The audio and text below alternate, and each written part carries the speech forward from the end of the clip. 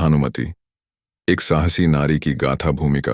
प्राचीन भारत के एक समृद्ध राज्य अवंतीपुर में एक बुद्धिमान और साहसी राजकुमारी भानुमति का जन्म हुआ था। वह सिर्फ अपनी सुंदरता के लिए ही नहीं, बल्कि अपनी कुशाग्र बुद्धि, वीरता और न्यायप्रियता के लिए भी प्रसिद्ध थी। उनके पिता महाराज वर्धमान राज्य के एक निडर और न्यायप्रिय शासक थे, जबकि माता रानी देवकांता एक विदुषी महिला थीं। भानुमति को शस्त्र विद्या, राजनीति और साहित्य में निपुण बनाया गया था, लेकिन उनकी सबसे बड़ी विशेषता थी उनका अदम्य साहस और दृढ़ संकल्प, जिससे वह आने वाली कठिनाइयों से टकराने के लिए सदैव तत्पर रहती थीं। प्रारंभ।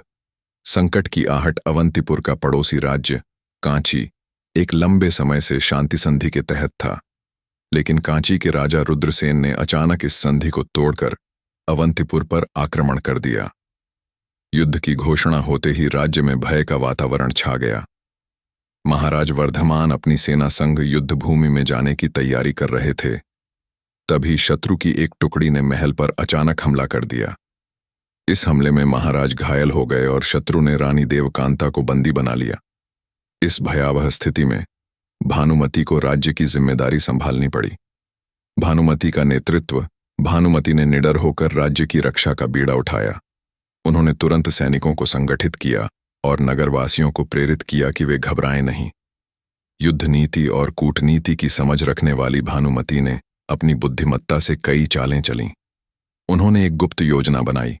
कुछ सैनिकों को गुप्त मार्ग से कांची भेजा ताकि वे रानी देवकांता को मुक्त करा सकें। साथ ही उन्होंने एक संदेशवाहक के माध्यम से कांची के सेनापति को एक झूठा संदेश भिजवाया कि अवंतीपुर के मित्र राज्यों की विशाल सेना मदद के लिए आ रही है। यह सुनकर कांची की सेना भ्रमित हो गई और असमंजस में आ गई। इस बीच भानुमति ने अपने नेतृत्व में युद्ध की तैयारी की और स्वयं युद्ध के मैदान में उतरने का निर्णय लिया। रणभूमि में भानुमति युद्ध के दिन भानुमति ने पुरुषों के समान शस्त्र धारण किया और अपने योद्धाओं के साथ रणभूमि में उतर पड़ी। उनके साहस और नेतृत्व से प्रेरित होकर अवंतीपुर की सेना ने जोश के साथ युद्ध लड़ा। भानुमति के पराक्रम से कांची की सेना पीछे हटने लगी। इसी बीच गुप्त रूप से भेजे गए सैनिकों ने रानी देवकांता को मुक्त करा लिया और उन्हें सुरक्षित महल वापस ले आए। जब कांची के राजा रुद्रसेन को यह पता चला तो वह और अधिक क्रोधित हो गया और अंतिम प्रयास के रूप में भानुमति पर सीधा वार करने के लिए आगे बढ़ा। दोनों सेनाओं के बीच घमासान युद्ध हुआ और भानुमति ने अपनी तलवार से रुद्रसेन को चुनौती दी। एक लंबी और कठिन लड़ाई के बाद उन्होंने रुद्रसेन को पराजित किया और उसे बंदी बना लिया। विजय और न्याय युद्ध जीतने के बाद भानुमति ने शत्रु राज्य कांची के साथ न्यायोचित व्यवहार किया।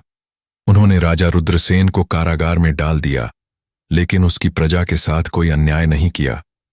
उनकी उदारता और नीति को देखकर कांची की जनता ने भी उनका सम्मान किया। महाराज वर्धमान के स्वस्थ होते ही उन्होंने भानुमति को औपचारिक रूप से राज्य की उत्तराधिकारी घोषित किया। उनकी वीरता और बुद्धिमत्ता की कहानियां दूर दूर तक फैल गईं।